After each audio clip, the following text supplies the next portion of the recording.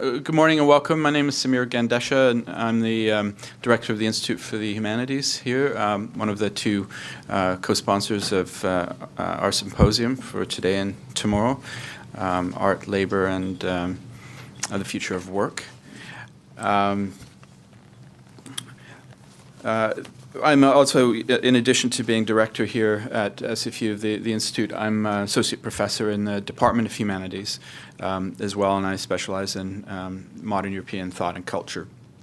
Before I go any further, I'd just like to acknowledge that this event is taking place on the unceded territories, indeed the occupied territories of the Coast Salish peoples, the Squamish, Musqueam, and Tsleil-Waututh nations.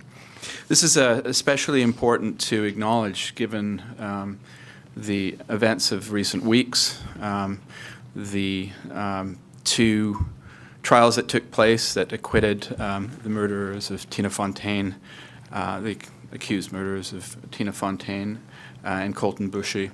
It's just an indication of the ongoing violence and degradation of settler colonialism in this country.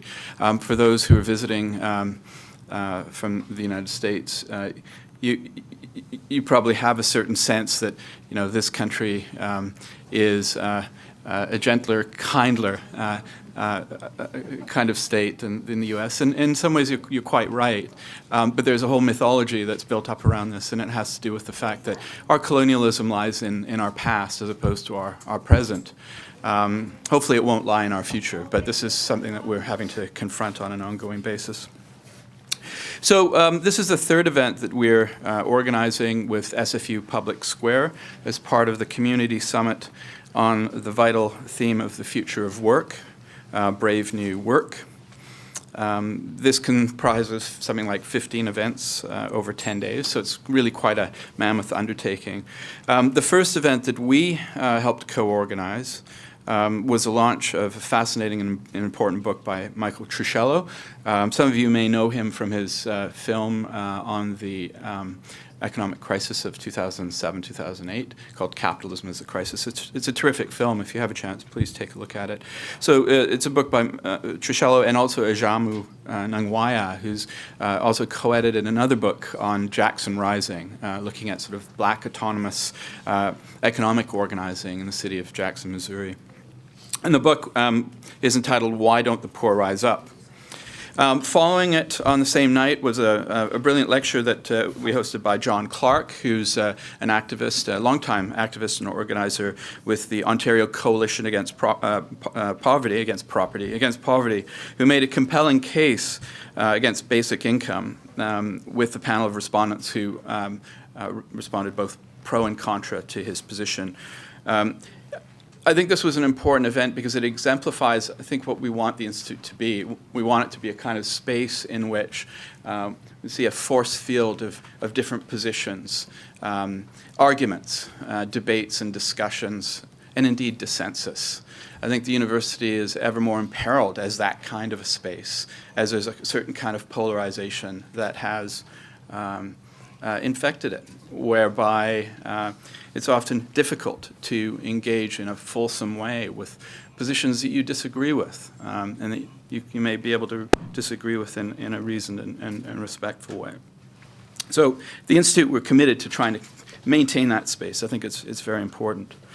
So just a few thank yous before we move on to the opening panel. I'd like to thank Janet Weber, Executive Director of SFU Public Square, and her team. It's been a real pleasure working together with her and with them. An ongoing ally of ours, Anne Johal of the Van City Office for Community Engagement, and Kendra Strauss of Labor Studies for their support. A special thank you as well to co-conspirator on this particular project and many others, Jaleh Mansour. Special thank you to Jeff Derksen, through whose good offices we're very fortunate to have Mark Nowak here with us. And of course, always a massive thank you to Huyen Pham, sitting in the back there, who's the program assistant at the Institute. Without Huyen, there would be no Institute. She's just an amazing organizer, amazing workhorse for us. Particularly warm welcome to Mark, to Anita Chari, and Philip Wolfstetter, all coming to us from down south. It's really wonderful to have you up here for our conference. I'd also like to just announce that I'll be heading off on sabbatical as of this May. I'm counting the seconds and minutes and hours. And I'm very pleased to announce that my good friend and colleague and steering committee member, Steve Collis from the Department of English, will be acting director during the time that I'm gone, and looking forward to all the great things that he'll be doing, but not too many. Just keep it under control. I'd also like to note that since Thursday, the public school teachers of West Virginia have been out on a wildcat strike to register their rank dissatisfaction with a state that, at the behest of coal and gas, has refused to bargain in good faith and has tabled in their negotiations with the teachers a 5%, a meager 5% pay increase. According to an article published today in the New Republic, and I'm going to quote, "The issue is expanded beyond the plight of teachers. I don't think I recall seeing so much anger being openly expressed," said Gordon Simmons, an organizer for the United Electric Workers, which represents state and local workers. "My phone and email have been blowing up with state workers asking what they can do to support school employees. Historically, state government has played teachers who are highly unionized against everyone else. The issue has put all public workers in West Virginia in the same boat, and the resulting sense of solidarity is awesome." So I think this is very, very good and very interesting news. And in other news, contract faculty, teaching assistants, graduate assistants, and research assistants at York University in Toronto have voted against the university's last offer and have also decided to take strike action on Monday. York is the third largest university in Canada, for those who don't know, with around 47,000 undergraduate students and another 6,000 graduate students. So on behalf of the conference, I want to express solidarity with the West Virginian teachers and the members of QP 3903 at York. And a last note, just a housekeeping note on the program. We were supposed to have a little reception after the last panel, finishing at 5:15. Here, but we've decided to actually change the location. We're going to head up to the Railway Club for some refreshments and food. So it's a bit more of a salubrious environment, I think, for us.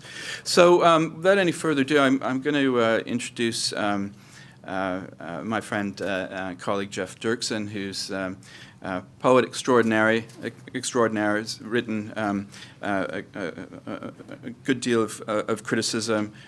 He's in the English department. He's also now, I'm very pleased to say, Dean of Graduate Studies here at SFU, and he's going to introduce our first speaker and indeed our first panel.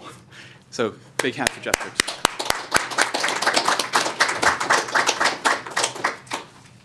Yeah, thanks Samira. Thanks everyone for coming out early Saturday morning. So as Samir said, yeah, I work in the English department. I also work as the Dean of Graduate Studies. So I'm using that verb of work to also separate the way that universities can subsume one's, and very much ask for a subsumption of one's identity into the institution. So I'm trying to keep that relatively separate as a way to think through the politics of labor at the university, this present moment. So it's also a great pleasure today to introduce Mark Nowak and Alessandra Capperdoni when she arrives, and to moderate this panel. Now, Mark and I have a long history that's actually, I think, in some ways drawn together through our understanding of work, our understanding of poetics, and the intersection of class identity, and in some ways the kinds of intellectual work that we've had separately pursued. And then we had the opportunity, I was working at the University of Minnesota for 1 year, to spend a weekend, a month together, and just hang out in that great working class city of St. Paul, Minnesota. And Mark and I really found that we had been living, in a sense, parallel lives that drew together that somewhat rocky journey from imagining oneself as as a kid from the working class who felt excluded from knowledge production, felt excluded from certain kinds of politics, excluded from certain kinds of culture, in a sense, that Mark and I were able to kind of become close friends through those external relations, in a sense. And I still find that very endearing. So it's a real pleasure to introduce Mark, who's a poet and an organizer, and most recently has co-heard the Workers' Writers School, the Workers' Writers Project, that is located in New York, but also does work globally now. And Mark was, I think, exemplar as a poet in North America who turned to poetry as a form of knowledge production, a form of knowledge circulation, and a way to draw communities together, to articulate communities across geographical and kind of political divides, in a sense. So an early project for me that really showed the way towards the future work Mark was going to do was a project that he did with Ford factory workers in Minneapolis and Ford workers in South Africa. And through poetry as a way to connect these communities, had them write about their experience of labor in these two different factories. So drawing together a critique of capitalism that overcame the way that capitalism tends to like to annihilate space. Mark is the opposite. He's the space articulator rather than the space annihilator. So today's going to talk about his work with Workers' Writers School, and when Alessandra joins us, then we'll have a discussion afterwards. So it's a great pleasure to introduce Mark Nowak.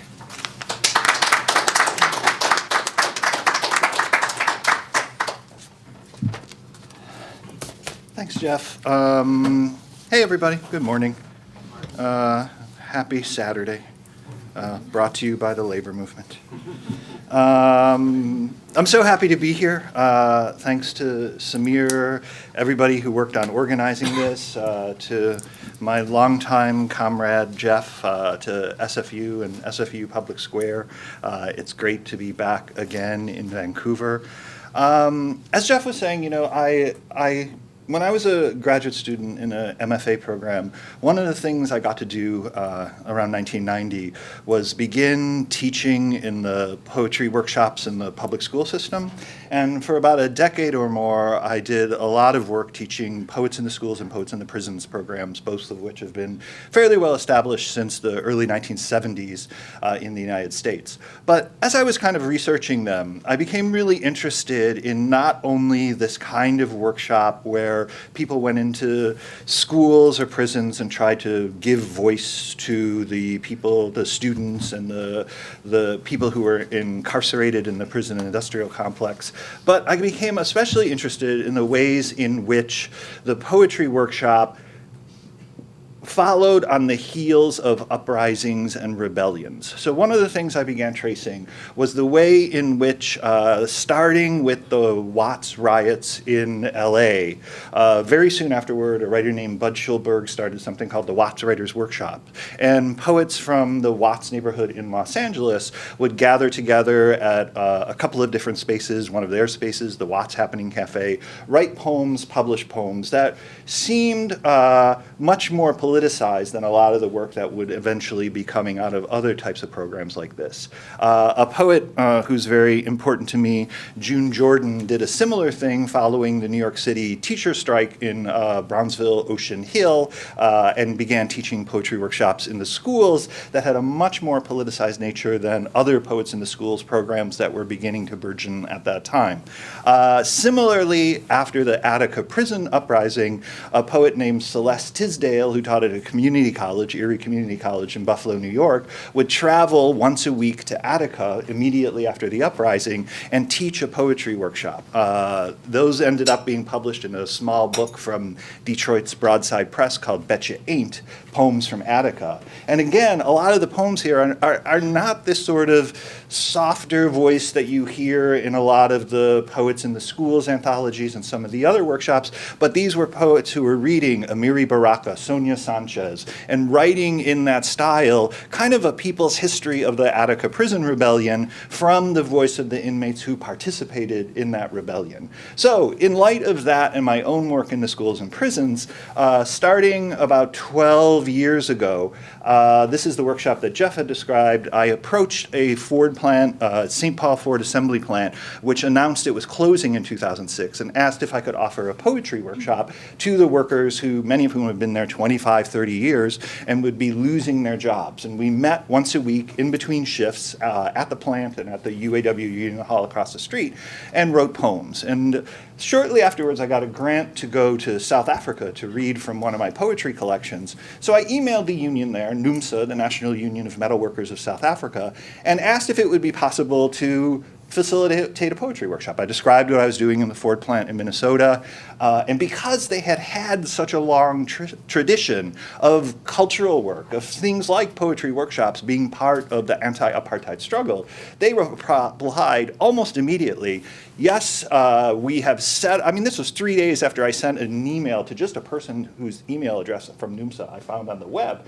They wrote back a letter to me saying, yes, you can do poetry workshops in the Ford plants in South Africa. There are two of them, one in Port Elizabeth at the southern tip of the country and one in the capital, Pretoria.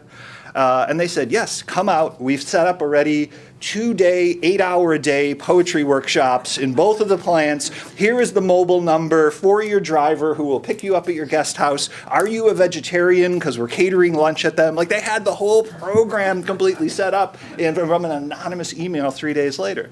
So when I was able to leave the Midwest and get back to New York, where I'm originally from, an organization, PEN America, approached me and said, we've heard about these workshops you've been doing. Every year we do this festival in the city called the PEN World Voices Festival. It's now in its, I believe, 9th year, 10th year. It was started by the novelist Salman Rushdie. And they bring together writers from between 30 and 40 countries around the world to New York City for a week of poetry, of workshops, book readings, talks, dialogues, and other kind of public programming that happens all across the boroughs of New York City.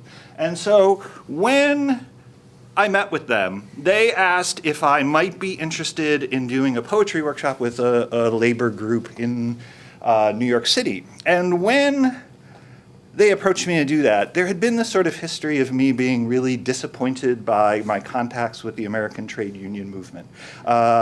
When the Ford announced its closing, for example, in 2006, that was part of Ford's new economic model, which was called the Way Forward. I know you're all meds. Don't go to sleep by this. This really, don't stare at it. It's dangerous. So it was part of Ford's model called the Way Forward. And the Way Forward for Ford meant closing 13 plants across the United States and Canada and costing between 25 and 30,000 workers their jobs. Right? In towns in Ohio and Ontario and all across the US Midwest in particular, where there just weren't any equivalent replacement jobs for that kind of job. And so I had this idea, because I was working in these poetry workshops in Minnesota. I thought, oh, I'm going to do this. You know when you have this idea where you're like, this is my great idea. This is my great idea in life. I'm going to be famous. Have you ever had that? You know you have that once in a while. I know you have it, even if you don't admit it. So you're like, this is my great idea. And so I wrote and emailed and called all of those other 12 UAW unions, United Auto Workers unions, across the US and Canada. And I said, I'm doing this thing in Minnesota. Would you be interested in me coming out? I was going to do one at every one of these and then like get, I don't know, public television or something to follow me and do this thing, right? These stories of all these workers who were at these closings. 12 emails, 12 phone calls, 12 letters I sent, never heard a word back from a single one of them. Right? Not a single reply to an email, a letter, a phone call. They just weren't interested in it. It was the complete kind of opposite of the South Africa experience. So when I went to New York, I decided that I didn't want to work with the trade union movement, which, you know, in the States at least, it's like here is when Ronald Reagan fires PATCO, and this is union enrollment since that time, right? Since Reagan's action. But and they always show this graph, right? It's like here's the trade union, here's the trade union, here's the trade union. What they never show is this opposite graph that looks like this, which is the growth of worker centers across the United States and the membership for precariously employed workers in places like taxi driving, street vending, retail work, domestic work, et cetera, et cetera. So I approached, where's that other one?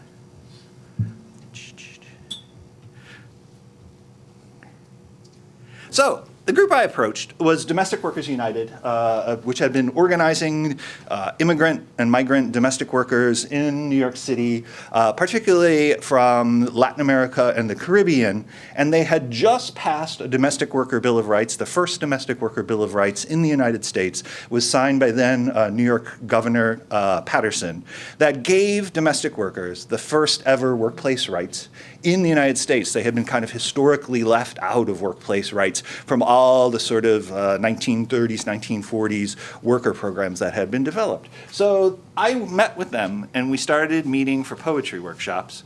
And here's a little short clip from one of those workshops. Anyone else want to share anything they did? You got the bug. You've been doing it the whole time. I just don't know how much writing is your feelings. Writing is your thoughts, is what you have within you, in your mind, and Thank you. Let's slide down this way because there's some like bumper cars happening down there. just came in.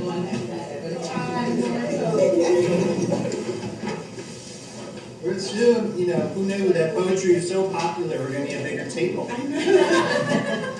So whatever we bring to the table, it's our own mind and heart and creativity that's coming out, and we all honor that. Do you make us feel as Domestic Worker United, we are like here also?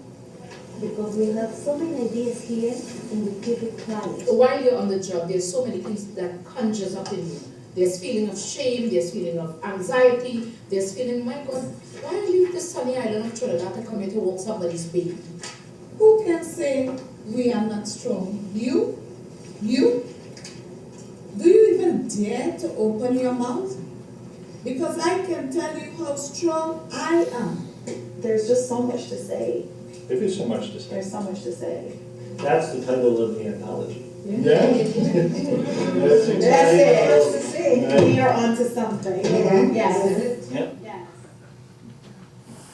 So what we started was this process of meeting at first the offices of Domestic Workers United and then at the offices of PEN America once a month on a Saturday to have workers come and write poems. And we would read, Mahmoud Darwish, William Carlos Williams, Proletarian Tanka, all kinds of different work. The following year, and then do big events at the PEN Festival. And so all the domestic workers would get to read their poems to a really large audience as part of a big literary festival. People enjoyed it so much that we decided to do it again the next year. We worked with the New York Taxi Workers Alliance and had taxi drivers from around the city. You may know the New York Taxi Workers Alliance because they were the ones who shut down JFK Airport after Trump's Muslim ban. It was the Taxi Workers Alliance who did that. The next year we worked with migrant farm workers in the Hudson River Valley and did a reading at the Union Square Farmers Market. This is Heriberto Yepes, who is one of the farm workers, and this was the reading at the Union Square Farmers Market in New York. One of the reasons we did this kind of pop-up reading there is because many of the farm workers worked at the farms that have stands in the farmers market, so we were able to kind of move around the market and have the workers read near where the products of their labor were being sold at incredibly high prices for a farmers market in New York City, but also to bring into question this notion of, there's in New York City, a lot of people are like, we'll go to the farmers market, we'll support local farmers, we'll buy healthy local foods, often organic food. That whole narrative kind of left the farm workers out of that process. But we did another reading at this one in the third year of the program where we brought the farm workers, the domestic workers, and the taxi drivers together, and we really liked the sort of dynamic that was developed by not only working in the poetry workshop with one individual worker center organization, but bringing different worker centers together and having domestic workers, taxi drivers, farm workers, and others write poems together and the conversations that kind of built out of those. So I'm just going to show two more short videos. This is one that just sort of is an introduction that we often use at festivals and events that we do to the members of the Worker Writers School. Coming to this workshop, it's my way of being engaged with with other workers to learn what are their challenges and to share with them about street vendors. And I've always loved to write, but I just never got no chance to broaden to do my writing on a platform like this. But I've always liked to express myself, and I've always been writing, but writing to friends abroad. I felt a great deal of camaraderie with all the different workers, so it's been inspiring to me, and it's made me want to write more about my own struggles and my own work. We have realized and reckoned with the fact that there is only one struggle. Yeah?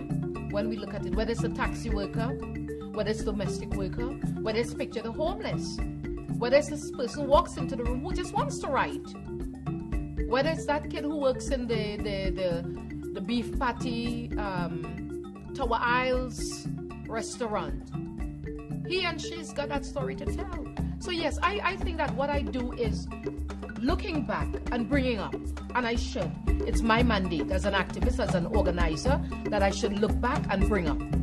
We have a community of people that needs to know that these programs are here for us.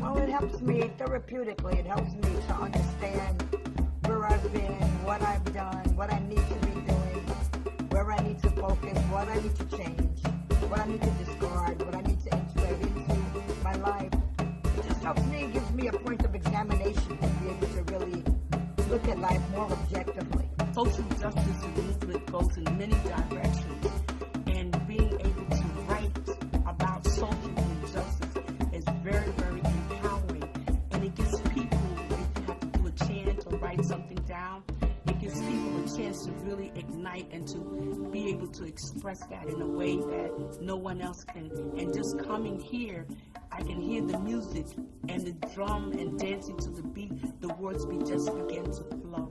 And I like to sing, and sometimes, just getting that out is so important. Actually, the days are actually slowing down for me, so maybe, I don't know, I won't live any longer, but it might seem like my last, 10, 15, 20 years will actually seem like they're more, because writing has a significant. And I just have to continue writing because our stories need to be told, and coming to these workshops is giving me a voice.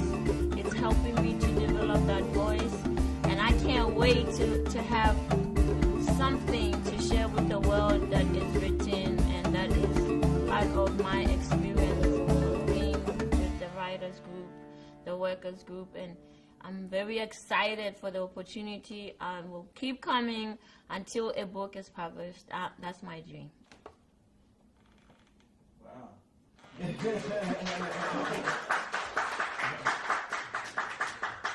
How big is that? Take that to the bridge, and when you get to the bridge, come right back across.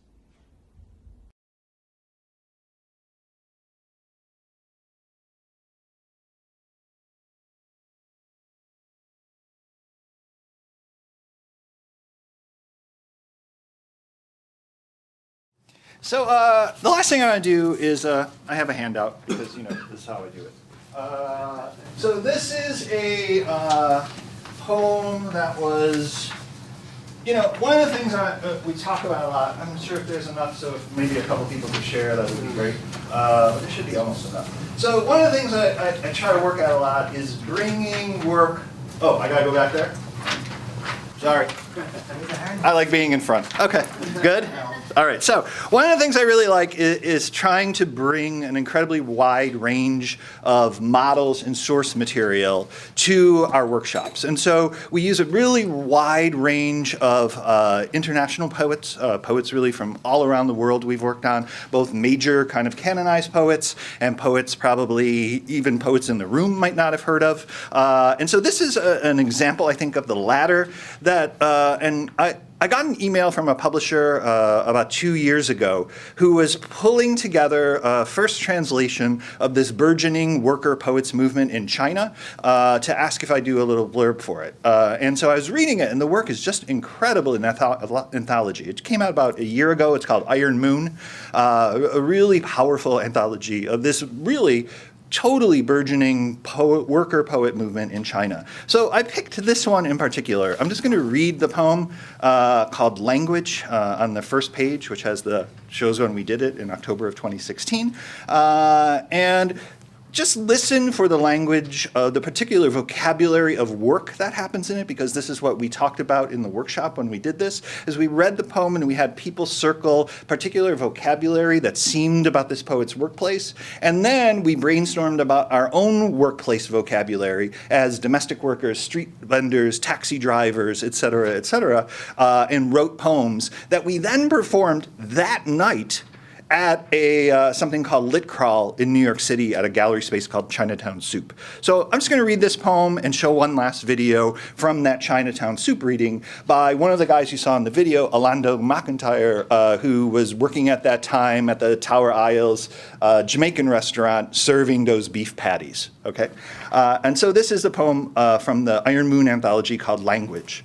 I speak this sharp-edged, oiled language of cast iron, the language of silent workers, a language of tightened screws, the crimping and memories of iron sheets, a language like calluses, fierce and crying, unlucky, hurting, hungry language, back pay of the machine's roar, occupational diseases, language of severed fingers, life's foundational language. In the dark place of unemployment, between the damp street bars, these sad languages, I speak them softly.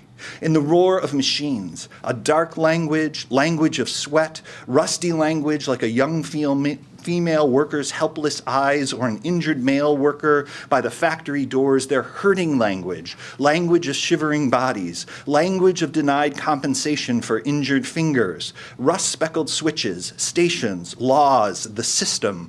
I speak of a black-blooded, fired language of status, age, disease, finances, a fearful, howling language. Tax collectors and petty officials, factory bosses, temporary residence permits, migrant workers, their languages, language of a girl jumping off a building, the GDP's language, language of official projects, language of a kid's school fees. I speak of stone, of overtime, violent language. I speak of the abyss, climbing the ladder, unreachable distances, the language of holding life's railings in the gusts of fruitless labor. I speak these sharp-edged, oiled languages. Their pointy edges open up to stab this soft era. And so that's the poem from Iron Moon. If you flip the page over, this is the poem that Orlando wrote. It stuns me that he wrote it in a workshop in like an hour, edited it over a beer, because we had a beer together in between, because that's what we do. And then that evening, performed this poem, which he just wrote in like an hour and a half and edited over a beer at the festival. And so here's a video from Chinatown Soup Gallery of him reading that poem, on which I'll close.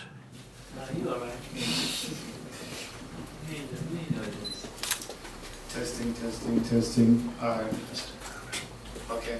Can you hear me? Yes. All right. Good evening, everybody. Good evening. As Mark said, we did this piece in class today about the author's name is where's the author from? China. From China, right? I can't pronounce the name, so I would not even try to bite my tongue doing it. But it's a list poem based around language, and the assignment in class today was to kind of recreate your version of a list poem and using language. And here it goes. I speak a broken, ever-morphing, syncopated language. The bruised back, swollen feet from standing in the sun, marshes too long type of language. The language of oppression. The language of dereliction. No chicken patties, just beef. You want them in a separate box, forced to speak, paid to smile kind of language. The stealing away of oneself's kind of language. Me target Racha, but them not understand me. Small rice and peas with oxtail, no more meat in the soup, an unfulfilled type of language. Language of resistance. Dissatisfied language, only the boss and our brother can afford to take a vacation. Everybody else has struggled for pay rent, but we speak with this plastic smile kind of language. Language of broken people pretending to be whole. Language of the ones who wear the scars. I'm sorry. Coconut water good for the heart. Carrot juice will give you better eyesight. Some ackee and saltfish with yam, banana and dumpling to start the morning right. Master used to pay us with corn, so we'll make how many corn porridge. Brother Nancy survival 101 kind of language. $200 a week, bills past my head. Another black body lay found dead. Hillary got the hot sauce in her bag, but so many Haitians can't tell when last them sleep on a bed.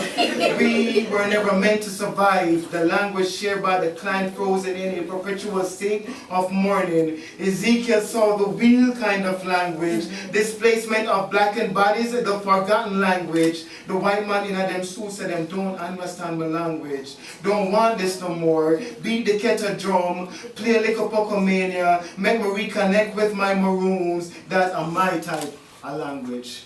Yeah.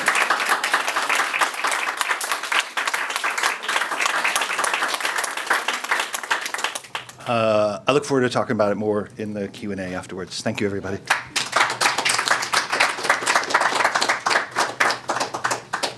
Thanks, Mark. And I'll also mention that later this afternoon and tomorrow afternoon, Mark's holding a workers-writers session with itinerant precarious workers, and then also some organized folks from unions here in Vancouver at the Public Library. And then at 3:30 on Sunday at the Public Library, there's going to be reading from the folks who are in the workshop. So this is like a double delight for me because also one of my other favorite people, Alessandra Capperdoni, is joining us on the panel this morning.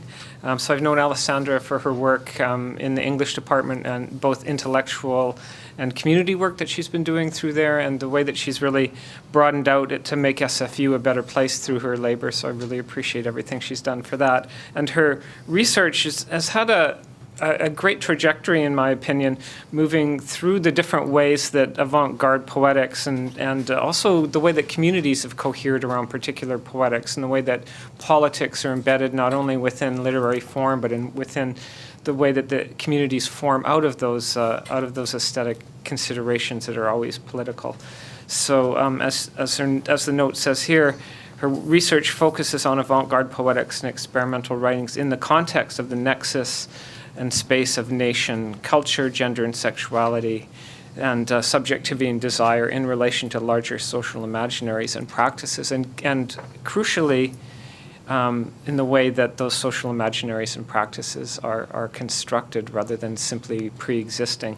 So today she's going to talk about poetic work as labor, value and aesthetics for the history of the present, and I think that in some of the language of struggle that we're currently living in, the present tends, in my opinion, to be a bit of an underrepresented temporality. It's one of the temporalities, in a sense, competing temporalities within the kind of uneven temporalities that capitalism has built. And I think that the way to refigure the present for me is to see the present as a site of struggle actually is kind of crucial at this moment. So I'm really looking forward to hear Alessandra.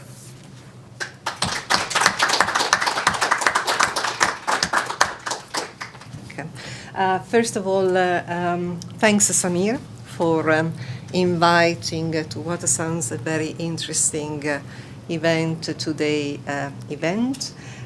Thanks Jeff for a most generous introduction. I always feel that whenever Jeff is speaking, he's just clarifying so much in my own mind. Sometimes I'm not even aware myself of what I'm doing, and then seeing it reflected through him is always very, very important.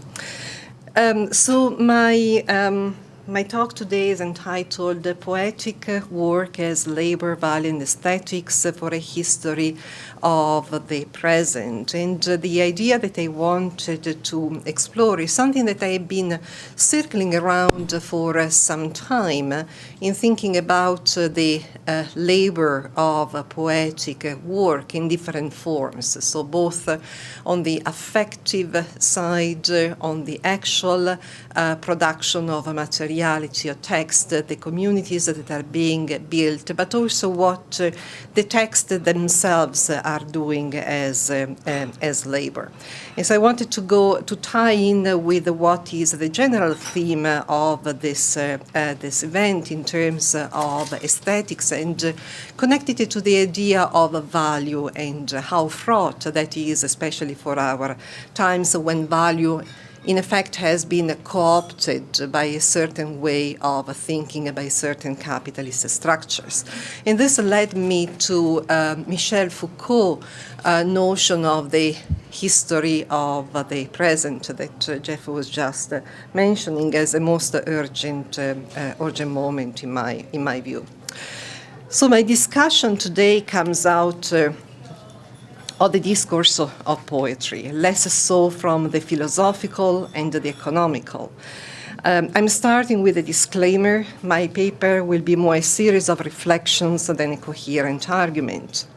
In a way, I'm taking advantage of the form of this event, which, in the spirit of the organizer's work, Samir intends to be dialectic. In this first sentence, I've already used three terms: form, work, and dialectic, that will provide the territory of my reflections. It is a territory of a poetic matter, a loose term that addresses what for about 30 years or so have been constant concerns of poetic production within poetic communities, writers and reader critics alike. Does poetry matter? To whom? And if so, how? The term matter also suggests a second, but not a secondary, set of preoccupations. The materiality of the text, its medium of production, writing, or speech and the voice, which is always a form of writing. The matter of language and the conditions of poetic production. Such concerns also have a long history, dating back at least to modernism and objectivism in a self-reflexive fashion, but taking up a different, more urgent dimension at different times of the long post-war period. I'm thinking here of the politicization of poetry that accompanies the civil rights movement, as well as the many anti-imperialist movements in North America and in the world. The politics of form that questions in a post-structuralist framework the constitution of the subject in language, and the interrelationship of subjectivity, discourse, communication. A subjectivity, discord, the power politics, in what is usually termed, in a very broad way, language poetry. And then poetry as technology, and technology in poetry, in conceptualism, in more recent terms, such as flarf. The list of the many avant-garde practices and innovative poetries could go on forever, but I'm not interested now in providing a narrative of development or foundational myths. What has been common to all these forms is the opposition to different degrees to mainstream North American poetry, in the awareness that, to cite Bruce Andrews, conventionally progressive literature fails to self-examine writing and its medium, language. Yet, in an era where reproduction of the social status quo is more and more dependent upon ideology and language in ideology, and ideology in language, that means that it can't really make claims to comprehend and or challenge the nature of the social whole. It can't be political in that crucial way. At the very bottom, therefore, the concern is overtly political. It is a concern for a political dimension in writing, to cite Andrews again, writing as politics rather than writing about politics. Different practices, especially in the wake of 9/11, and even more so in response to the urgency of the contemporary moment, seem to have taken up the call for writing as politics by sidelining not so much formal questions, because a form, no matter what, is always present, but the specific deconstructive and reconstructive approach of earlier decades. It is a tactic which is conscious and wanted. It aims at galvanizing and communicating, running sometimes the risk of resorting to expression and the illusion of transparent communication. Illusion because the value of what is being communicated is already the product of a social construction. It is perhaps a necessary risk given the dystopic imaginaries that are rising on our horizons. Such poetries connect more easily to general audiences. Their meaning seems to be apparent and therefore easier to direct toward political action. Praxis is needed. Affective economies are as important as critique, and they are in fact an important component of critique itself. It is difficult to organize around language and deconstructive examinations. However, the risk is precisely that the object of political opposition, so what is being fought, falls outside the lens of examination, and the effect of poetic intervention is thereby annulled. Communication, as Derrida reminds us in signature event context, does not communicate. But what I want to draw attention to here is not so much the different directions that poetic discourse has taken, perhaps momentarily, but how these directions show a different evaluation, understanding of the notion of poetic work. For what is the poetic work? In light of the discussions that have informed poetic communities, especially in North America, it is not simply or not only poetics about work. Something is being produced through work, but in the case of poetry, the question is what? There is no doubt that much labor goes into writing, labor that cannot be evaluated by the time spent on it. The working day is not reducible to a text. It is also labor of social reproduction, the outside work necessitated to maintain the body alive and guarantee the social organization that makes a labor possible.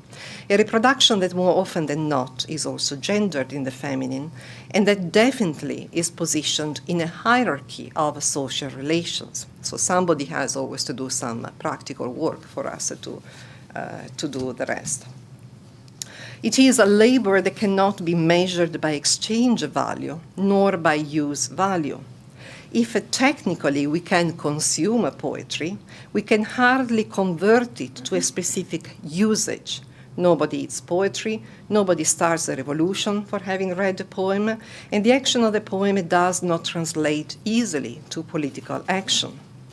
Nor can we exchange a poetry so easily. Poetry does not pay, and even if it is necessarily part of a capitalist economy, it is not reducible to such economy.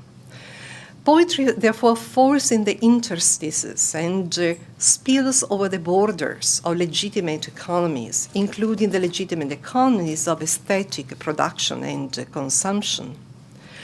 Poetic work defies categories of material labor and immaterial labor, for it is both at the same time, but it is irreducible to either. Poetic work is a remainder. So we're coming back here to a thorn in the side of poetic writing, and in particular, I'm here referring to different forms of avant-garde writing, and to the critique addressed to it by many on the left. Avant-garde writing practices, characterized by what we might term in a very broad way difficulty, are not understood by the general public. They reflect the interest and knowledges of coteries or intellectual elites. They cannot function democratically. They cannot speak to the people. The people are calling for something different. Leaving aside the problem of defining who the people are, a problem that has accompanied my whole upbringing in a communist city in Italy without ever finding a plausible response. In these queries, we are confronted with an older notion with respect to work, the notion of value. In what does the value of poetry consist?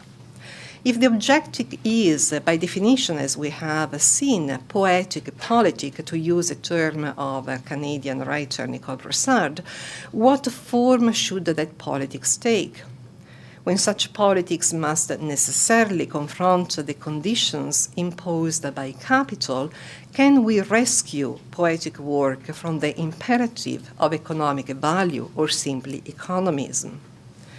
We have considered via Bruce Andrews the problem of reducing poetry to a content of politics, expressive poetry, but also the untranslatability into action of what Bob Perelman calls disruptive poetics and anti-system poetics, which in the current moment are more and more openly anti-capitalist poetics. We can hardly hope to undo capitalism by writing poetry. What then does poetic work in the contemporary moment offer to a discussion of work through poetic labor? For the sake of the discussion at stake, we can posit the possibility that perhaps we can nurture such a hope if we follow a different logic. What if the value of poetry is zero value? On the one hand, this claim may seem to infuse the concerns of some fringes of the autonomist movement and be understood as a poetry aiming at non-work. The problem with the latter, however, echoed, for example, in an event organized a few years ago by the Kootenai School of Writing in Vancouver and entitled Against the Work, is that non-work does not extricate itself from the economy of labor. Even a lazy poem implies some activity, and more problematically, needs to rely on gendered dimension of care of the writing body. Refusal to participate in the structure that organizes labor as the sole or quasi-sole producer of surplus value does not solve the conundrum of the necessity of labor itself. Work we must, otherwise it wouldn't be simply operating or living. Zero value, then, must take a different shape. It must be part of the work of writing by disrupting the logic of production as consumption and reification, whilst they remain in production, in a way it has to reappropriate the term production from capitalist economies. To tweak Luce Rigor's famous line, written in a very different context, what if the goods refuse to go to the market? The problem of poetic work in relation to reification and consumption also has a long history rooted in the 20th century debates, but has become the focus of a particular awareness and critical reflection since the late 70s and culminating in the 80s, 90s. It is a problem that brings us back to the question of value and the function of poetry in society. Is poetry useful? Should poetry be useful? If so, what form should that utility take?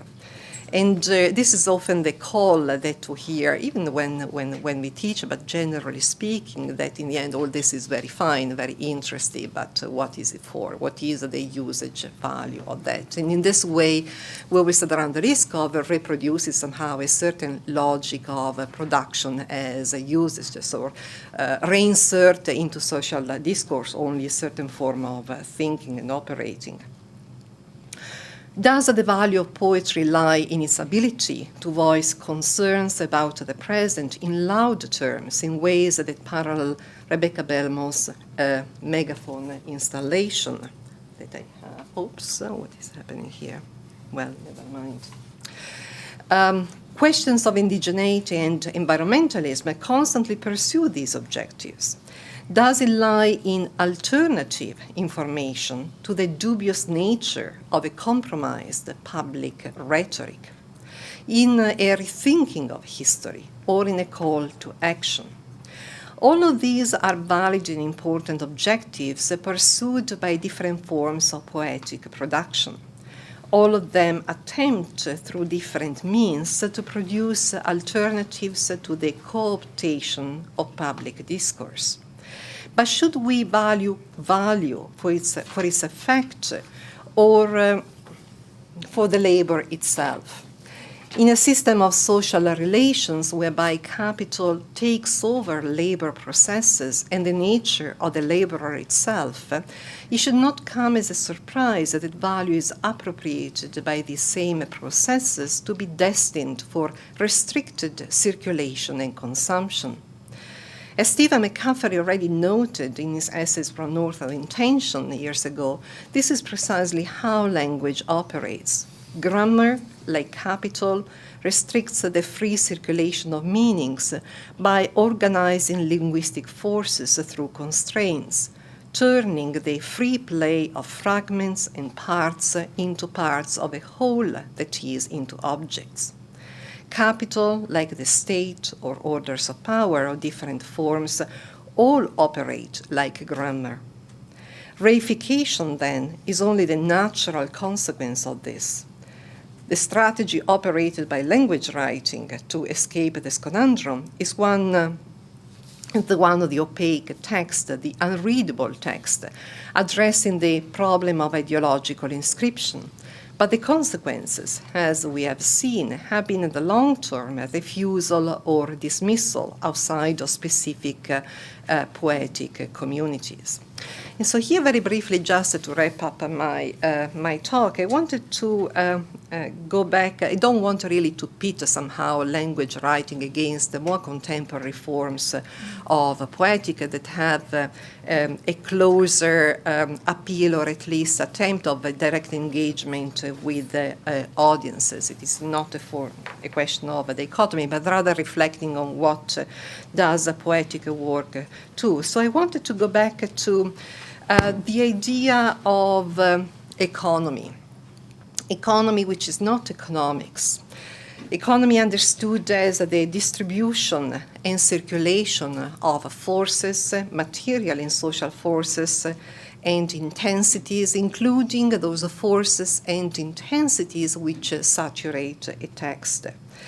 And the notion of Bataille's general economy, not in opposition to, but versus, so to say, restricted economy, which is not Rousseau's notion of a general economy. It's quite different. Bataille conceptualizes a general economy as an economy of excess that cannot be utilized, versus an economy which is always losing its own aim, always losing meaning, cannot really produce objectifiable meaning, versus the restricted economy, which is based on notion of restraint, of accumulation, of profit, of circulation, but according to a kind of distribution that is meant to produce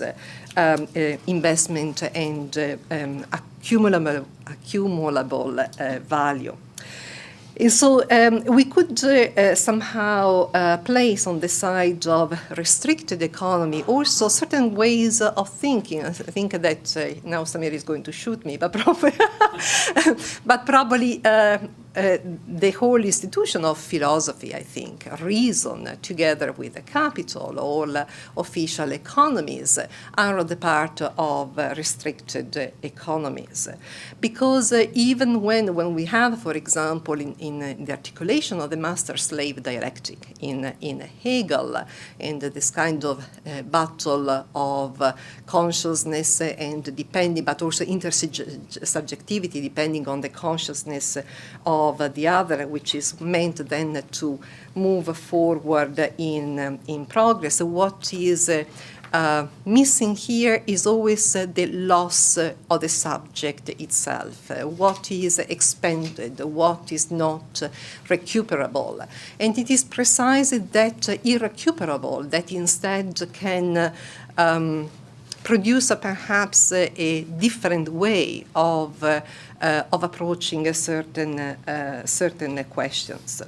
So general economy that, and McCaffrey has written a length regarding this, which infuses also a practice of writing, but also a practice of writing, I would say, that makes us rethink the particular present moment, where it is sometimes not even surprising anymore, but astonishing to me, the level of objectification to which we are constantly being subjected through new forms of media. I'm thinking here of Facebook, for example, Twitter, or any form of social media, which has its very good function, of course. It can connect us in different ways, but is also producing a certain commodifiable form or language, which is deprived of on any substance, and yet it does encase us in certain illusionary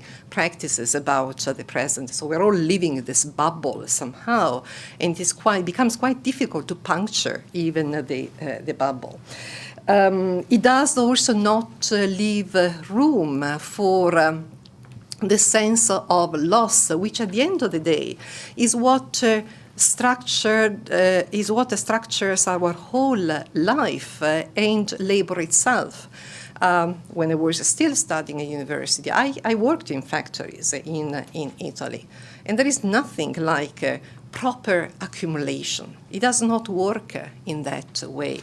Labor is always losing a lot. There is a lot of work that is going on that cannot be translated, cannot be reduced to a kind of gain. Obviously, in the larger structure, it can, but in the physical and material practice of the everyday, there is much more at stake. There is affect, for example.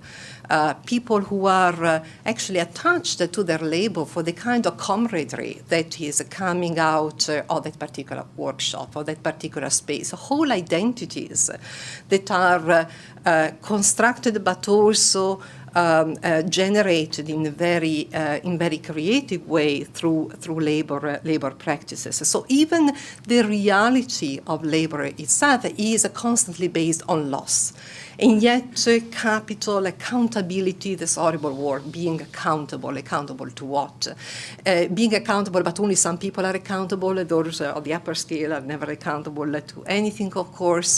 That intends to somehow restrict and reduce us to countable subjects. Countable subjects which in the end will do nothing but reproduce the system as we have. So I'm going to wrap up here and leave the rest for our discussion.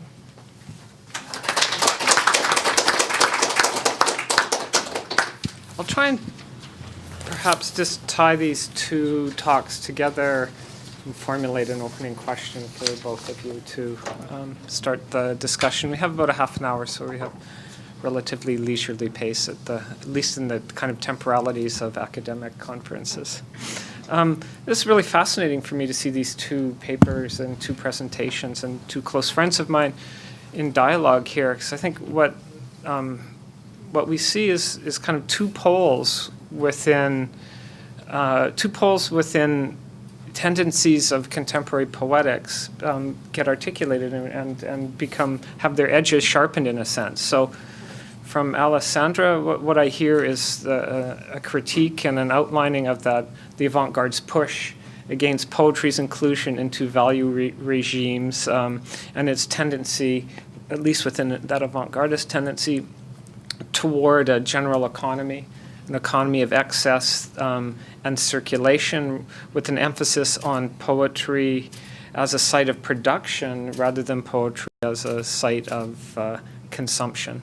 So still working off of those poles of production and consumption in a sense, but seeing alternative forms of meaning production moving outside of restricted economies that tend to harness poetry into particular types of value that reify identities, reifies the non-political aspect of language, or at least tries to obscure that.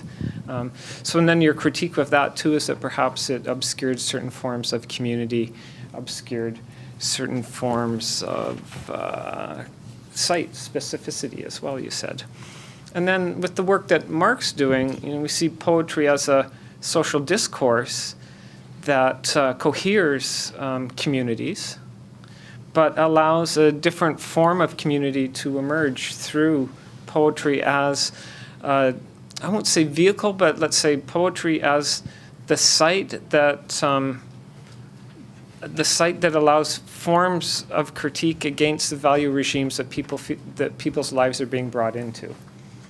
So essentially, where I would see these two papers, these two positions, and these two practices, in a sense, cohering, is looking for language and poetry as a site of critique for value regimes within capital that are restricted in the sense of language, meaning production, but then also in the work that Mark's doing, really restrictive in what we might think of as the red thread that runs through people's lives, which is let's say, which is kind of a dignity within labor, to use that term, or at least the ability to grab different types of value from one's labor without have it simply being harnessed back into the production of surplus value that goes elsewhere, even if that surplus value is someone's enjoyment of a Jamaican patty that you have to serve up to them with a smile as you use a language that's very foreign to yourself, as we saw from Alessandro's poem. So to me, these two aspects of the potential for poetry socially are not in conflict, but in some sense I'll say that they add to the uneven temporalities of the present. So it identifies poetry as a site of struggle, language as a site of struggle, and crucially labor being reformed as a site of struggle. So for me, that's fascinating to see these two come together. So I'd rather see them articulate rather than sharpen the edges of those two. But where I want to ask a question for both of you is that, Alessandra, you said in a very provocative and beautiful manner that nobody starts a revolution after having read a poem, if I'm getting it right. But as Mark has pointed out, and here's a question of temporality on this. Poetry and poetry workshops, as Mark pointed out, emerges in the wake of uprisings. So I know, Mark, that you've done other work on the history of poetic schools and poetry workshops as within the social context that they've emerged. So I just wonder if that can be a departure point, that moment of temporality around where poetry finds a kind of a form of social purchase before, after the revolution, or before, after uprisings. Yes, no, definitely. And my concern in writing this paper was precisely that I did not want to pit in a position between two different parties in contrast. It is always, I don't even consider, for example, the poetries with which Mark is involved as poetry which would fall outside the domain of language poetry. To me, that is language poetry, what you have shown. It may not necessarily be unreadable, but unreadability is just one specific aspect of the opacity of the text. I guess my main opposition would be to going to different events or just wandering around, sometimes simply reading poetry that is being posted on different sites. I wonder if there is not a return to a very simplistic form of expression, which is very unreflective and unthinking what is doing. And sometimes it's coming from communities that I don't feel I have a right to criticize. I'm thinking here, for example, of some love poetry that I read from a writer from an indigenous community, and I had huge problems in the way in which it was formulated, the kind of work it was doing, almost a reinscription of certain practices that showed, in my view, at least in my reading, a certain unthinking of or failed thinking about certain issues. But then, who am I to say? I'm not a part of the community. Maybe that work is circulating in a certain way. Maybe it has a kind of important contribution to what it is doing. However, once that text is circulating in a wider space, such as a digital space, well, then different problems may arise, because it becomes a mining, but also a sort of a contribution to a whole economy of language, which in fact is based on a larger scale on a restrictive economy. And we have to be very careful in the way in which we participate in these larger forces. So it was less seen as an opposition to what you are doing, for example. It's not so much even a question of being approachable or not, and very sympathetic. I'm thinking here about Steve, for example, when you came to visit our class, one of your concerns that you explicitly said in response to one of the students was, I felt the need in the later years to be more approachable, to have a direct relation. And that is hugely important. But what is the flip side of that? Where is it coming from? And what is it in fact producing? That is a different question that, in my view, sometimes generates problematic positions. Yeah, I have just a couple of, quick things to say on that. One is that one of the spaces I find most interesting in the worker-writer school that we're working on, which is this space between kind of literature and politics, where we're trying to do our work. I like to think about it as this kind of, on the one hand, we've got the first person singular, the I, which I kind of think of as like self-determination, and then the first person plural, or the we, that I tend to think of as like collectivity, right? And so how do we create these spaces where there is a kind of balanced potential for self-determination and for collectivity, right? And the left often goes too far to the first person plural. Other practices go far to the first person singular. I think in terms of even these kinds of writing workshops, where it's all about you're giving voice, right? But there's no collectivity happening within those. So how do we work within that tension between self-determination and collectivity? I think another thing that it wasn't so much a part of this, but is really a deep part of the worker-writer school, is that is a kind of a rewriting of the history and future, more so, of work writing or working class literature, which I think, no offense, slight offense maybe, has really been in the past, like a lot of the anthologies one looks at, particularly in the States, is academics who worked at a factory in their teenage years or worked somewhere else like that in their teenage years, and then writing nostalgically about that point, or writing only about the point of production, right? Only writing about the strike, the protest, the struggle. Like that becomes not complete, but pretty much a majority of working class writing or work writing as it's been anthologized, canonized, etc. One of the things that's really interesting to me, and I think really influenced by this now 7 years of working with Domestic Workers United, and some of the people who you see in that video have been coming to this workshop 9 or 10 times a year for 7 years now. I mean, they've come to 70 workshops at this point in time, is thinking about work not solely from point of production, but from social reproduction and social reproduction theory, right? And what happens in all of these hours when one is not at the workplace trying to reproduce themselves on wages that don't really allow for that to happen. And so one of the quotes from your piece that I found most interesting to think about is you had this rejigged quote where you said, what if poetry refuses to go to the market?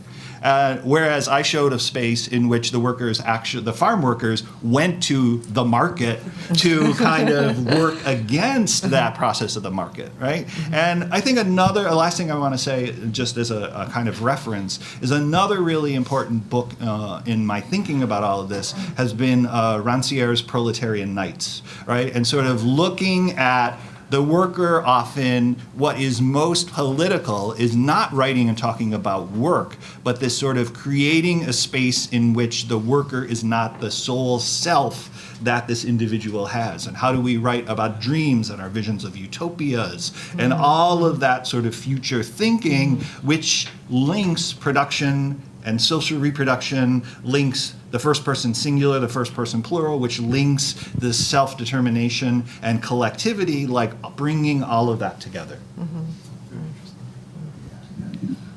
take a couple questions. I'll make a comment and then just take a couple questions, open it up. So another point of convergence that I just wanted to point out between these two papers is, it just emerged for me thinking of it at this moment, is perhaps to think of difficulty not as an attribute of a poem that is a kind of result of an aesthetics, but as a tactic of the poem, and also a tactic, as Mark shows in the work that he's been doing with folks, that it's also a tactic that moves off the page. So what could be more difficult than a poem that points out the erasure of bodies within that kind of economy of organic food in the market in New York, when those bodies in that politicized language shows up? That's a particular type of difficulty, as is the kind of syntactic difficulties, the roughening up of the surface of the poem and of the language that the language poets were concerned with, to take away the commodification of language and return it to politics proper in a sense that they saw. So if we think of difficulty as a tactic, then we start to see the way that this kind of expanded practice of poetics can articulate a politics by joining together, rather than thinking this as kind of an avant-gardist moment of autonomy versus the necessity of expression of workers. So then, with that, I'll take a question from Samir, and yes, so Samir first. Well, thank you very much for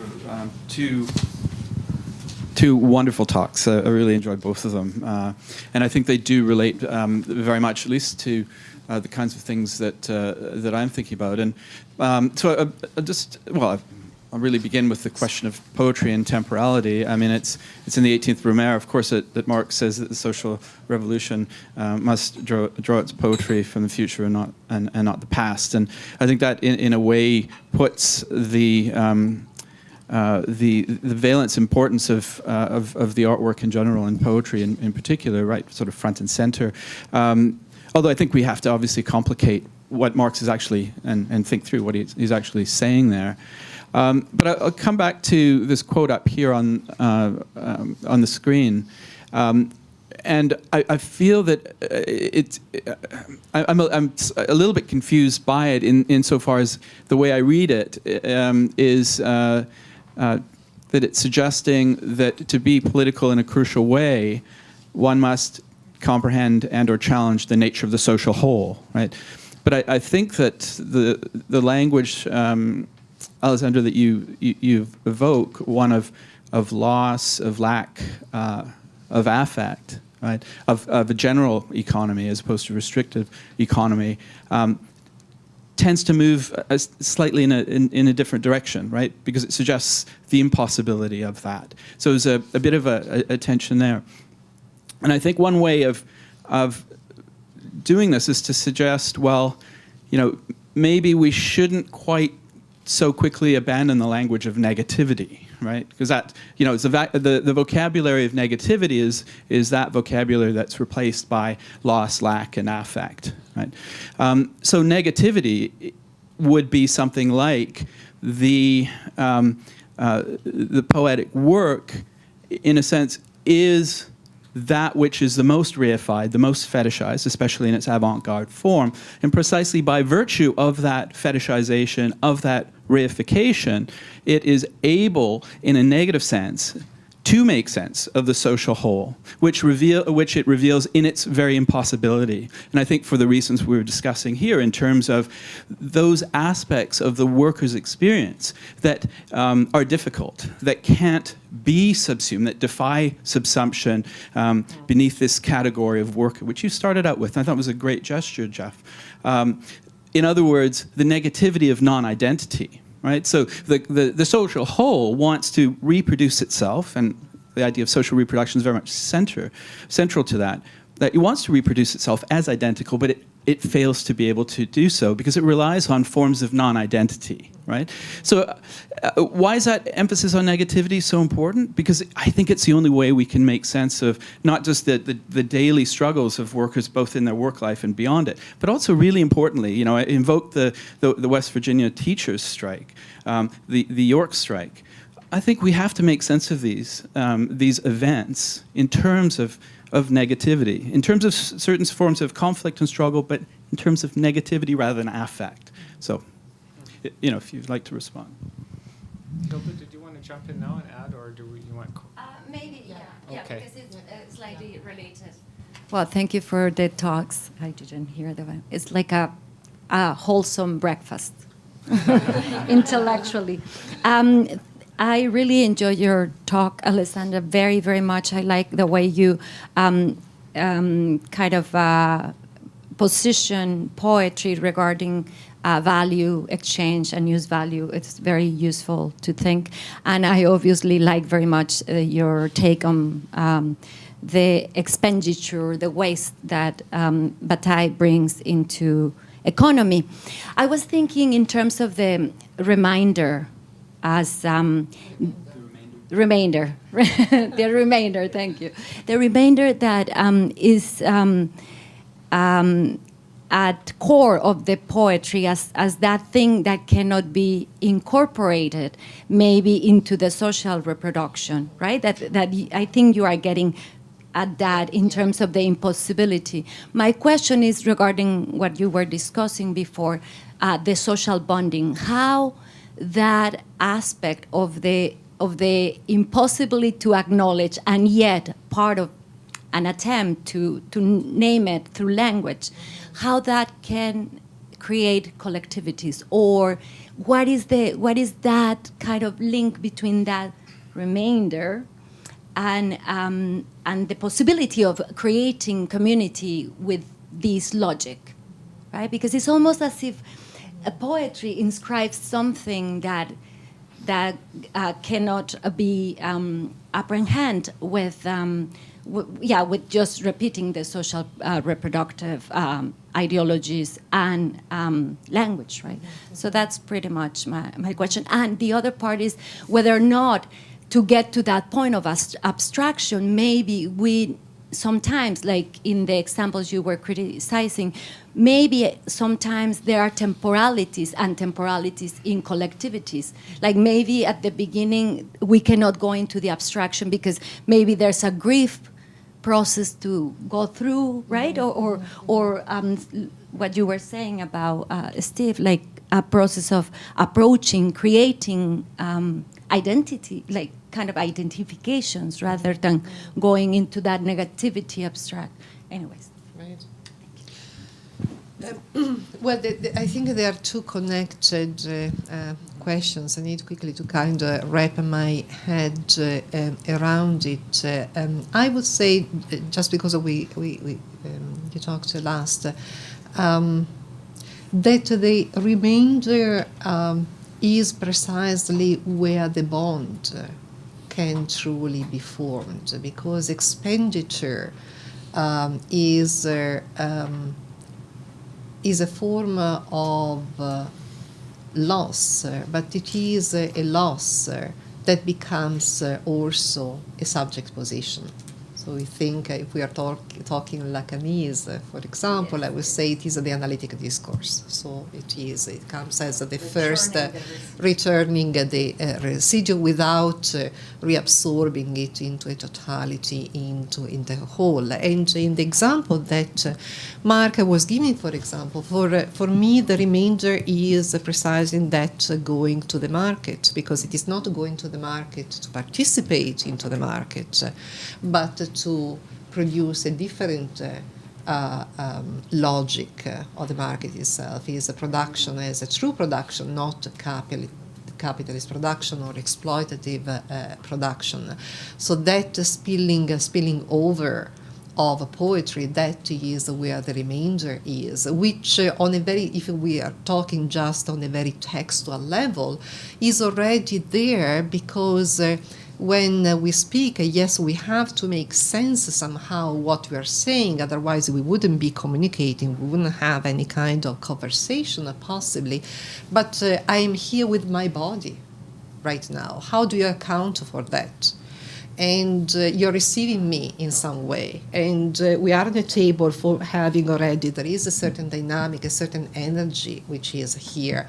My voice is already a loss of sound. And the writing itself is a graph on paper, which is also a material thing being produced. So remainders are evident all the way, but in expressive writing, we tend to forget it, because we go for the content or the assumed meaning about something. It is all these layers that instead can become a different form of production.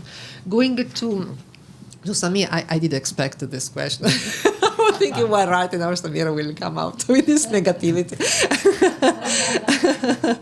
But so I have some, in my understanding, and maybe it could also be that I have a partial understanding on negativity. My understanding on negativity is that, yes, it does do an important critical work.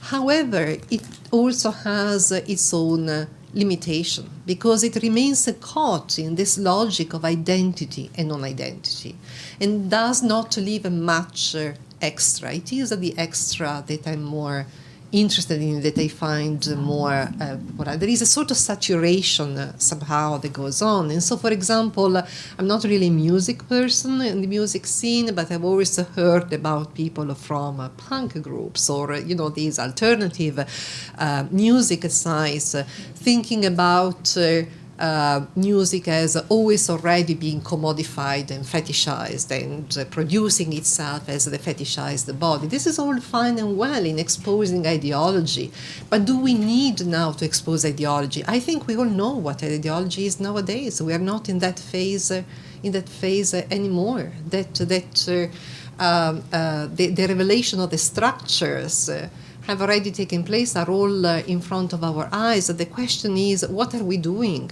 with that? How do we change or intervene into the system? And that is something that I don't see as a possibility of intervention on the part of negativity. I may be wrong. This is just my position. If I could just yeah. I mean, I think that the way we understand negativity and say loss and excess are really not that different, right?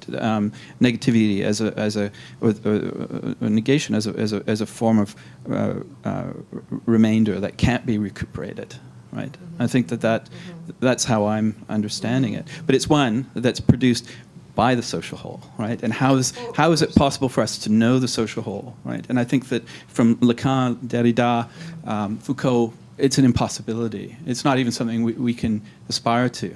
But here, this is the politics that you're gesturing towards. I think so. That's why negativity is important. Well, I think here that Andrews, it is obviously a quotation lifted from a longer interview, but his main critique was around a certain poetic practice, mainstream poetry, basically, that he is talking about. He cannot challenge the nature of the social whole because it is unreflexive of his own linguistic performance, of its own involvement in certain structures of languages. It aims at meaning somehow, or gives a meaning for granted, if I can just trivialize what he's saying. Yeah. I have some things to say, but Jeff had said we had all this time, and now we have like 5 minutes left. And so to balance this like self-determination and collectivity, I'd like to actually just open it up to see if there are any other questions first. I have one. How do you speak? Well, I'm thinking about the value of a piece of poetry. And obviously, each reader consumes it in a particular way. Now, if you're thinking about workers, it seems to me, who are getting together to write poetry above their conditions on the job, certainly they're going to bring their own experiences away from the job to it. But it has to have a goal for them.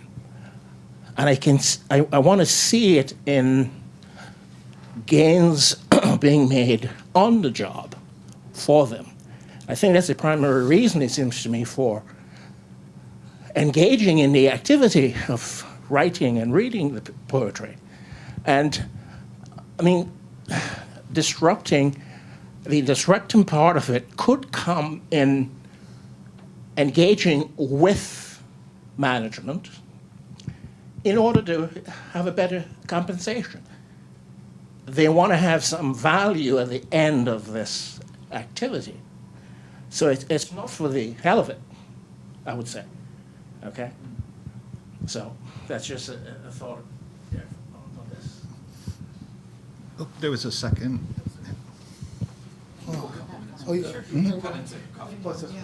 Okay, sir. Oh, thank you for your talks. Something came in my mind. I wanted to ask you, like when we talk about the value, the value of poetry, do we need to have some kind of value? Like if we just say that, okay, when we breathe, our body needs to breathe, so it's not a value, it's a necessity.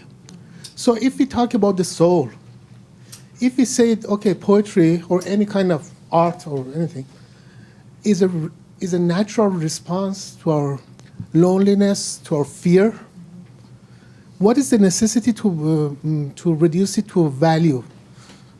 Is it necessary to put a term of value for it? That's my question. Do you want to ask yours too? No, Okay. I'm going to down different directions. So. Okay. I mean, one of them is I think that the poetry workshops, that on the one hand, people do need to do it and want to do it for the hell of it. So I think it's a space in which I am not engaged in an exchange of my labor power, and I am not solely defined as a worker, but I am something else. So Christine, for example, who pops up a couple times in both the first video and the one she has that final comment right at the end, is the cultural organizer of Domestic Workers United and has been with the Worker Writer School since the very beginning, was the kind of co-organizer of it really with me. And, you know, she can get portrayed and has been portrayed in the media as the organizer of Domestic Workers United, the organization that brought this labor law, et cetera, et cetera. And that is an incredible role for her, and she has done incredible work as an activist and community organizer in New York City. She's revered for that work. But she simultaneously, when she was growing up in Trinidad and when she first came to New York, she came because she wanted to be a performer and a poet. She didn't want to be a domestic worker. That wasn't her goal when she came to the United States.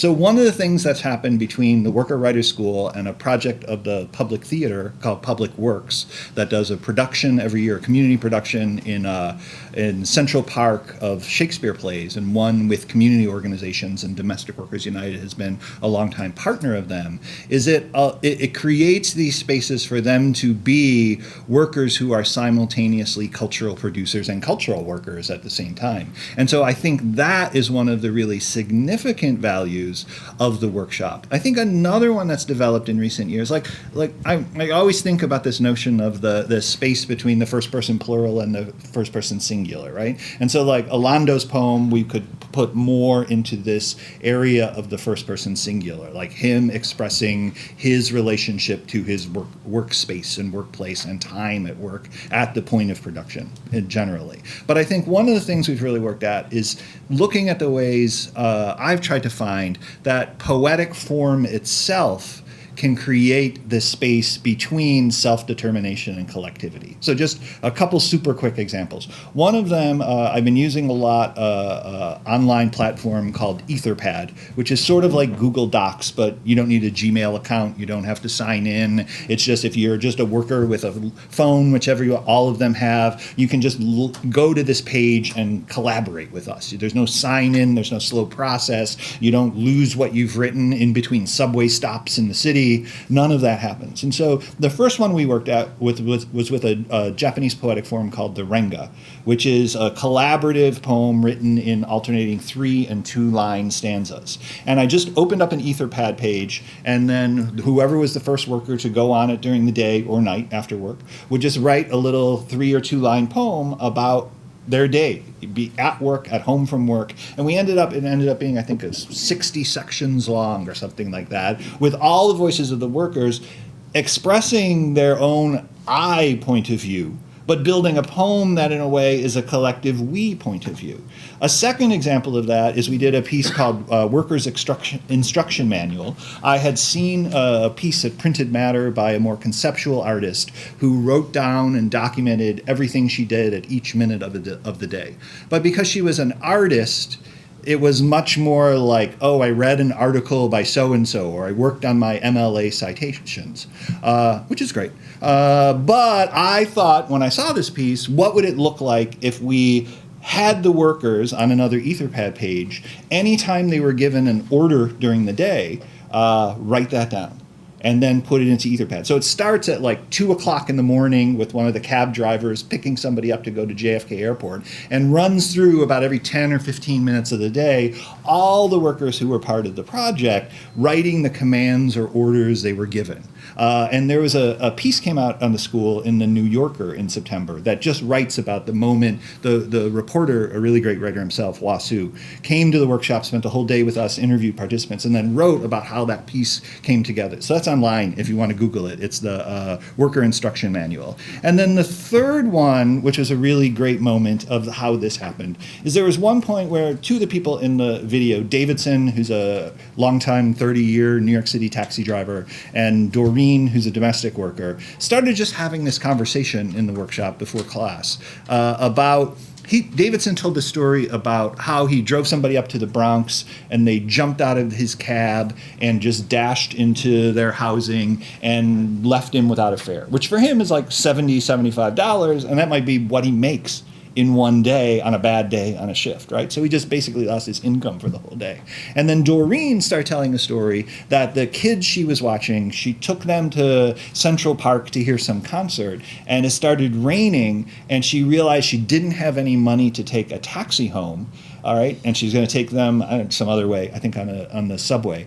But she put them in a taxi because she knew that at the house there was money to pay for the taxi, right? And they started talking about this balance of trust between one worker losing his wage because someone ran off, another worker asking that same type of employee to trust them that they had the money upstairs, because she didn't tell him she didn't have the money until she landed at the location. Because if she, as a black domestic worker, told the taxi driver, I don't have money, but I have it at home, the taxi just takes off and she's there with 2 kids in the pouring rain. So then they wrote a collaborative piece together that moved back and forth between their 2 voices of what it means to be a taxi driver to lose a wage, what it means to be a domestic worker to not be believed that the money was at home, and asking for trust from another worker, right? And it was a beautiful piece that they've read together. We did a radio program in New York City, and that piece audience. They read together on the radio. So it becomes this kind of collaborative,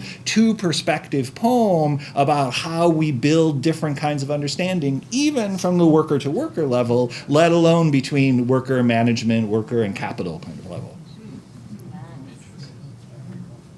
Can I ask very quickly regarding this example that you are making, what about the space itself or the dissemination?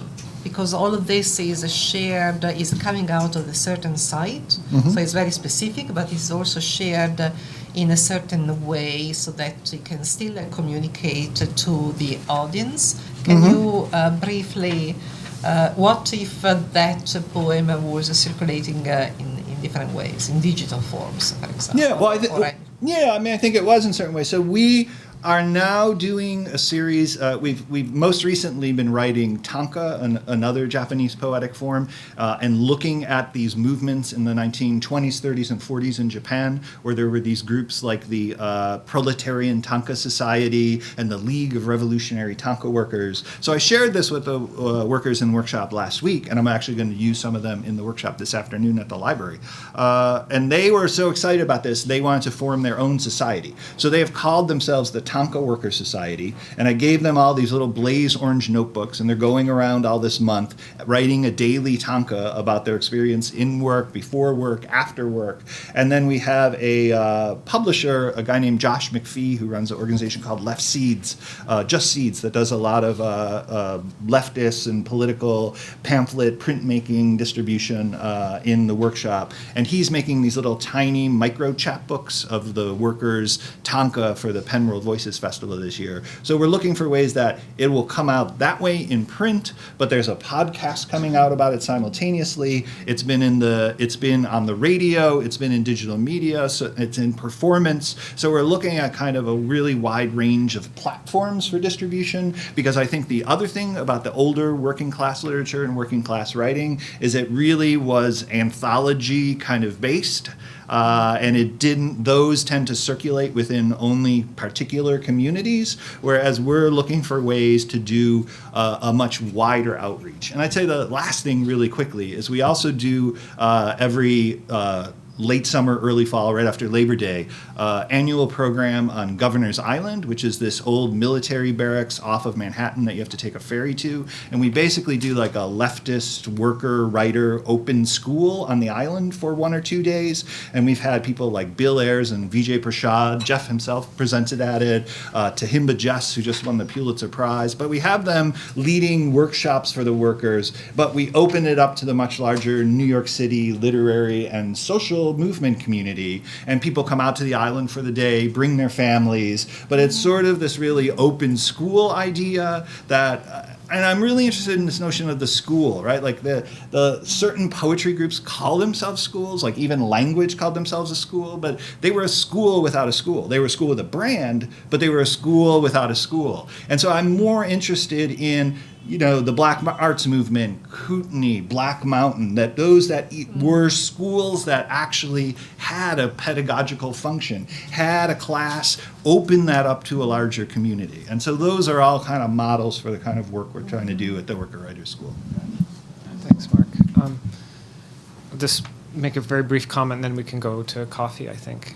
For me, what's fascinating here, too, is not only this discussion around tactics of poetry and how they cohere, how poetry troubles the relationship between production and consumption, and then makes a move towards social reproduction, where identity, non-identity can also be refigured. But out of this, too, the notion of Alessandra, you being critical of expressive poetry, which we know is a critique from the 80s of kind of the normative poetry or official verse culture, as Charles Bernstein called it. And Mark, your critique of the condescending notion of giving voice, as if there's a particular form that voice has to take before it can be recognized, as if the particular workers that you're working with have no voice until it takes a recognizable poetic form that then reproduces them as a particular type of subjectivity that has a value because it takes a politics of recognition. So I'm interested in the way that you just point out that it's not poetry that necessarily does good work within that, but it's particular types of poetry, because sometimes I think we tend to universalize poetry as having particular attributes. But in fact, poetry is a tactic that's going to move differently in different social spaces. So the idea of school as a particular tactic and as a space for me is fascinating. And the way that these two talks, which we could have thought of as being in opposition, but really start to cohere together in a way to think through the potential of poetry in its particularities at the present, and with that emphasis that breaks down production consumption, which has been useful in the past, let's say, but points an emphasis towards social reproduction, which allows us to get at gender and race in different ways. So thanks very much to both of you, and thanks to the audience. Now we can have a coffee.